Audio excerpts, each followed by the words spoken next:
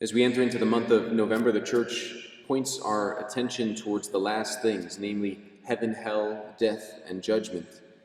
And when we see the state of the world in particular, where so many have either left the faith outright or a very secular culture that becomes aggressively hostile towards faith, oftentimes the temptation could be that it would make us want to lose our peace.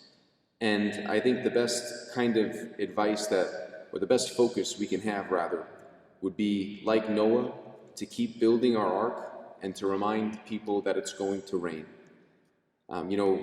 We all know that at the end of our lives, we face the particular judgment of God when our conscience will be laid completely bare before truth himself, and that no excuse is going to cut it. So similarly, at the end of time, when the Lord comes in glory to judge the living and the dead, the definitive universal judgment, we await that as well. But no matter how we cut it, that moment of accountability is coming for us, and the world itself and everyone in it will be judged. But I think maybe the vocation for us as Catholics who are trying to be faithful day in and day out in all the ways we struggle, to keep our eyes fixed on building the ark of faith, the refuge of faith in our families, in our communities, in our schools, to keep building the ark, and then just to simply remind people that it's going to rain.